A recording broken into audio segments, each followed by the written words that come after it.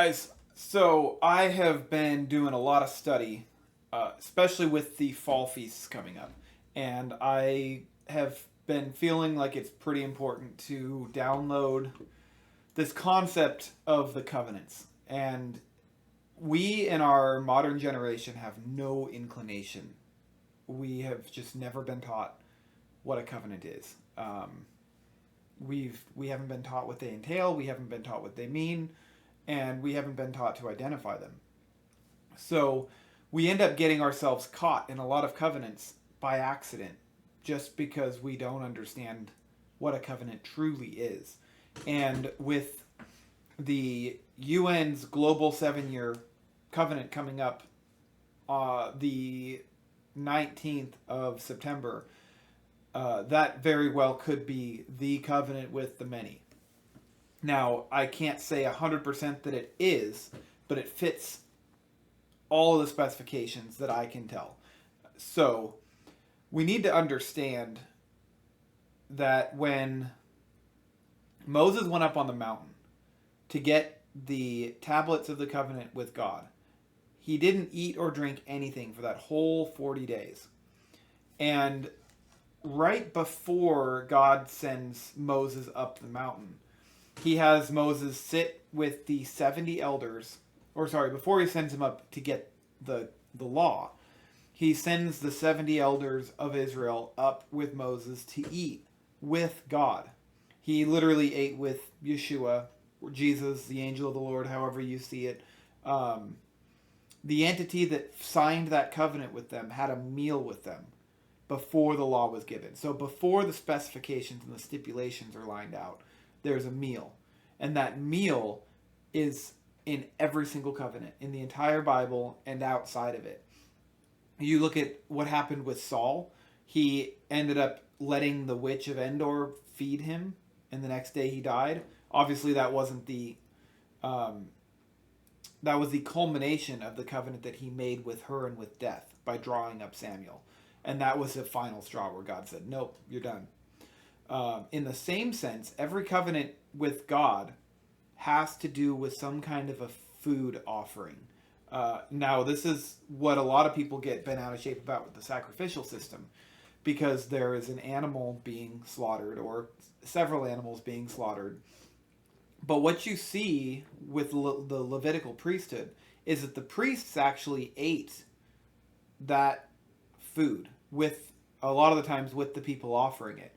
So it was actually a meal with God and with the priests of unity and union that was confirming and reinitiating the contract of the covenant that God had made. So it was an affirmation of the covenant with Noah, with Abraham, with Isaac, with Jacob. And obviously after Adam and Eve sinned, there was a covenant that God made with them where he slaughtered an animal, he gave them skins to wear, and he made a covenant with them.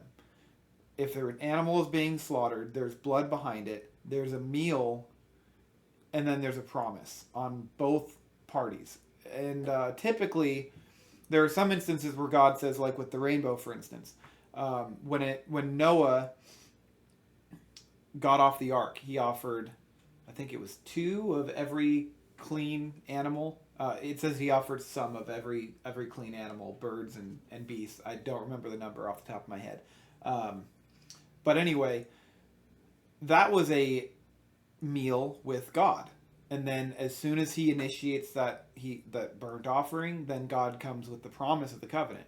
So you see food and covenants being inextricably linked throughout the entire scripture. And this is exactly why it is so important for us to not engage in the pagan sacrificial meals, the Christmas dinners, the Easter dinners, the all of the meals that the pagans do on their pagan days. We don't even know what they mean anymore. So this is by no means a castigation of the people who engage in these, because, like I said, we don't understand it. But the reason for this coming to me is so that I can explain to people why it's important not to do. The whole thing that we're doing, the feasts of the pagans that Paul talks about. He says, I do not want you partaking with demons. So don't eat at their table. That's his entire thing is don't eat meat sacrificed to idols, because the meat sacrificed to idols is a meal offering, and it's a meal and a covenant signed and sealed with demonic entities, as opposed to the meal and the covenant signed with God in opposition to the demonic entities. So what you end up doing if you try to sign a covenant with both, the entire Bible, God says, look, this is an exclusive contract. If you're in contract with me, you're not in contract with any of these other gods or the demons that are behind them.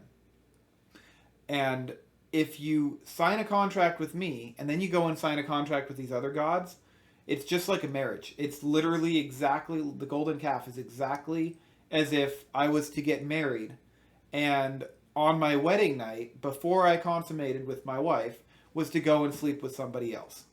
That's exactly what Israel did. And when they set up those golden calves at Bethel, and when they set up the golden calf at Samaria, what they were doing was signing a contract and sealing it with the demonic entity and covering over the covenant that God had made with Israel. Because what happened at Bethel? Bethel was the place where Jacob saw the angels, the stairway to heaven, coming up and down. That was the portal where the heavens were open to have God communicate with mankind. And what happened was God sealed his covenant with Jacob there. Jacob set up a pillar, anointed it with oil. It was an uncut rock. It follows the prescription of a holy sacrament. And he seals the covenant with God. Then later on, when they're on the mountain, the Israelites do the inverse. While they eat the meal with God, Moses goes up on the mountain. He's up there for 40 days, which if you look at the series, it's not a series, there's a video on YouTube called Messiah 2030, and it lines up the prophetic element and the meaning of the 40 days and the 40 years. And essentially, to boil it down, that number 40 is 40 Jubilees. So Jesus was the one like unto Moses. He left for 40 Jubilees, which is 2,000 years. He's up, he's gone, we all think he's dead. So we go, okay, well, we'll just sign a contract with Baal. And then Baal will help us to get to Jesus. And we're not doing that consciously. They thought that if they made that golden calf, according to the Egyptian view, they said, this is the Lord your God who brought us out of the land of Egypt. So they thought that they could make an image and condense God's spirit into that and then worship God through the image. And God continually says, no, that's not how it works. That's how the demons work. That's not how I work.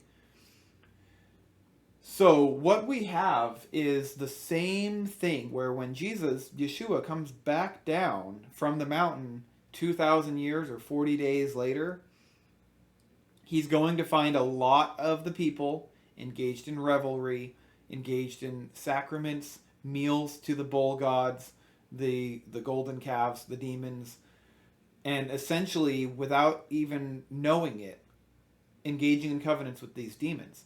And that's why when Moses comes down, he gives Israel a chance. He says, whoever's with me on my side, come to me.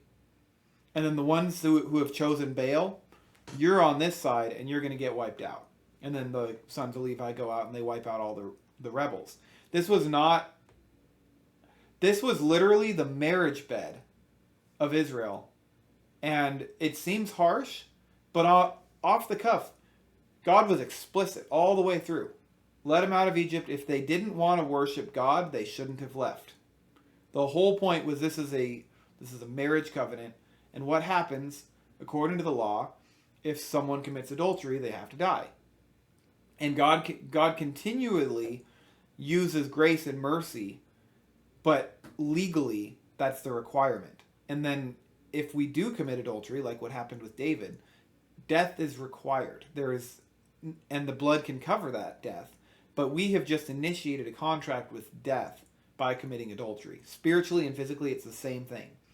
And God can annul that covenant with death. But before he can annul it, we have to understand that we've actually engaged in it. We have to understand what that covenant is and what that covenant means, so that when we're cleansed, we don't go right back and do the same thing. It's just like when I have a fight with my wife or vice versa. You don't really get to move on with your day until you understand why the other person was mad. You don't if you don't care to understand why the person is mad, you don't have a relationship. If you just go, well, you're just blah blah blah blah blah blah blah. Put any reason you want in there. If you don't care to dig into why your spouse was mad, you don't have a relationship. And when we go and we make God mad and he says, "This is why I'm mad." And we go, "Well, you're just no, you need to accept what we offer. You need to just take it. We love you. This is all for you." That's not how it works in any marriage, in any relationship. If somebody has been made mad or jealous by our actions, in any relationship, friendship even, if I have offended a friend and they come to me and say, "Hey, you offended me," and I just go, "Screw you.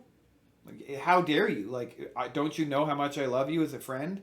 I'm not showing love. I'm not proving to him that I care about him. I'm proving to him that I expect him to follow my rules for the relationship. And if he is hurt or she is hurt, it doesn't matter to me. And it is amplified 1,000 times with God. So when God continues to initiate covenants, and all of the covenants, if you guys want a longer version of this, I can do a longer one and go through biblically. If you look up the word covenant or oath, almost every single time there's a meal involved. So when Yeshua comes and he teaches us the acceptable year of the Lord, what that means is he's walking out an acceptable year by engaging in the covenant meals with heaven that cover us. They're the meals that God contracted our redemption through. So if we're not engaging in that mechanism that he's given us to be redeemed, we're not redeemed. If we're engaging in the mechanisms that get us involved in death, we are only going to get deeper and deeper and more entrenched in death. And we're continued to be told, if you want life, just follow me. Paul says, I wish you would copy Christ as I copy, or copy me as I copy Christ. What was he doing? He was doing the feasts. He was doing Passover. He was doing Shavuot. He was doing Sukkot. He was doing the Feast of Tabernacles, the Feast of Trumpets. Now, it's, again, to a modern audience, especially when the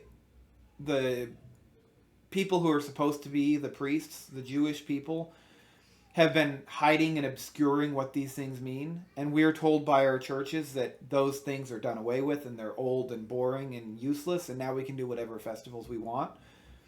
I realize and I recognize that we have all been lied to, and that's the whole prophecy in Hosea when Ephraim, God's people in the last days, wake up and say, our fathers have inherited lies.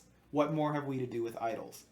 When you realize that each one of these pagan festivals from the dawn of time has been on the same days, it's been the same rituals, the same actions, the same meals, the same ham, the same everything, then you realize those have always been the way the demons have asked man to serve them.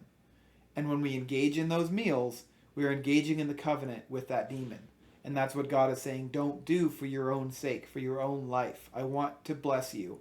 And if you want to be blessed, follow out the acceptable year of the Lord that Jesus, Yeshua, followed out. Follow those feasts.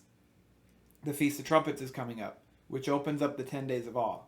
Now, this day of all days is vital. It is important for you guys. Honestly, I'm not one to say share this, but share it because it's important for all Christians now. We are looking around. Feast of Trumpets is the warning blast that things are getting real. You look around you. I don't care who you are or what your perspective is. You have to see things are not right.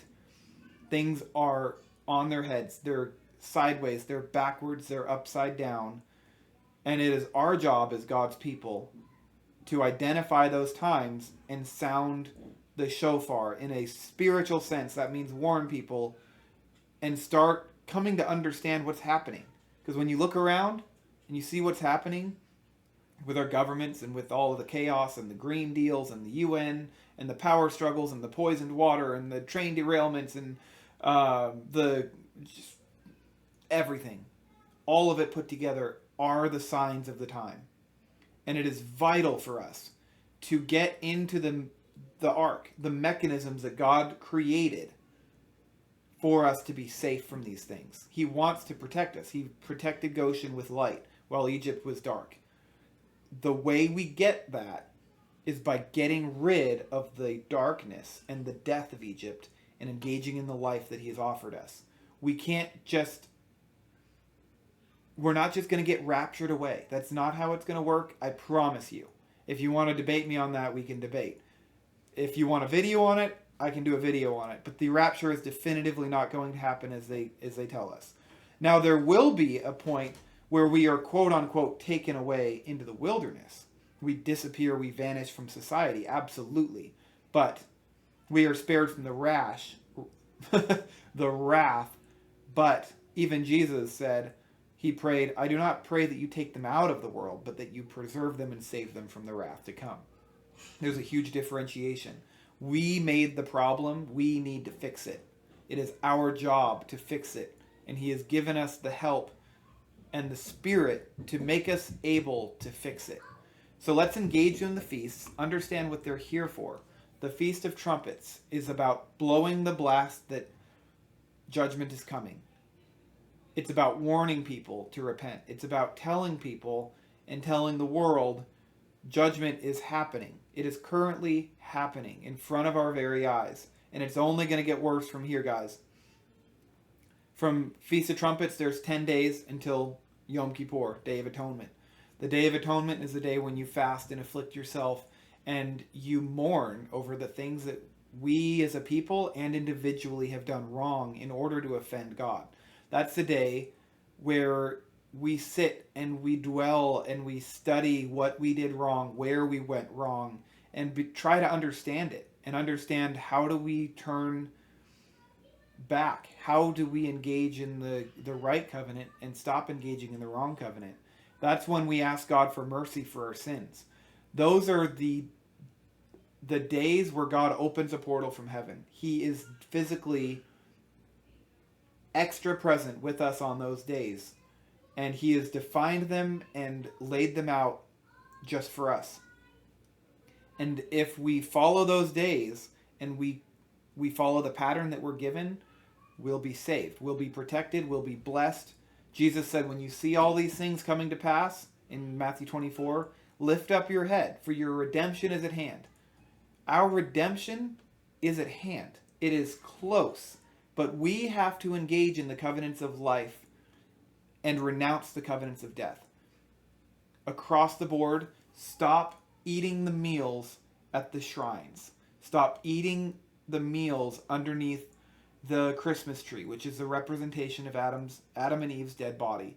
The Easter meal is the same thing. The Easter ham is a representation of Nimrod. It's a representation of Adam's death, essentially, being killed by a boar. It all goes back to Adam. It all is a celebration of death. It's not mourning death. It's a celebration of it. And when we celebrate the fact that we're separated from God, that we're weakened, that we're destroyed, that we're defeated, the demons are given authority over us. That's the whole point. All the kings that reigned over and ruled over Israel is because Israel continually served those gods. And because they served the gods of the nations, the kings who served those gods then had authority to come and punish Israel. And God continues to say, don't serve these gods, don't serve. But then we look at what happened in Jeremiah. They were told, because you guys sinned, Nebuchadnezzar's coming to judge you. He's going to come and take power and control. He's going to take you away to Babylon. From there, the only way to be saved and to be redeemed is to serve that king, but not his gods. Daniel, Shadrach, Meshach, and Abednego are a perfect example. We have been put under the rulership of our governments and of our kings because of our sin. Because of our continual adultery in a spiritual and a physical sense. Because look, if you look at these feast days of the pagans, they all center around adultery and orgies, sexual misconduct, human sacrifice. Even if that's not happening on the surface, it's happening behind the scenes, behind the curtain, under the floorboards where you can't see it. I promise you. So, I'm keeping this short, but I want to encourage you guys. After Feast of Trumpets is the 10 days of awe, leading up to the Day of Atonement. After the Day of Atonement is Sukkot, the Feast of Tabernacles, and that's a representation of Jesus dwelling with us. And it's also a representation of us leaving Egypt, of us leaving Babylon, the mystery Babylon, the religion, physically, spiritually, everything. It's all combined, it's all intertwined. You start with the spiritual, and it leads into the physical. But you can't get the physical redemption until you get the spiritual redemption. Jesus wrote the new covenant in his blood. But if we're engaging in the sins that made him have to die, we don't get to initiate that contract. We don't get to enter into that contract of the new covenant until we understand why it was necessary. I urge you guys, share this information, study it for yourselves, pray on it. This is a time of fasting. This is a time of studying. It's a time of drawing near and looking for God's presence, because it's here, it's waiting for us, and it's vital. We have got to understand these things, because this is the time when he's about to go through the fold and separate the flocks. And I'm telling you, I don't care what anybody else does. I know which flock I'm choosing. There's no room to just be lukewarm anymore. We have to make a choice. It's the Elijah moment. Choose Baal or choose God. There's only one way to serve God. There's a million ways to serve Baal. I want to encourage you guys and bless you for studying, looking, and waiting. Because those of us who are searching, those of us who are waiting, cleansing ourselves, consecrating ourselves, and asking him to consecrate and cleanse us as well, become the 5 righteous and wise virgins. When we see those times coming, when we see the darkness, when we see the master and the bridal party coming, we will be ready. We don't know what that's going to look like, but we're making ourselves ready so that we're not offending him when he comes. With that, I'm going to sign off and wish you guys a happy Shabbat Saturday, and I will talk to you guys soon.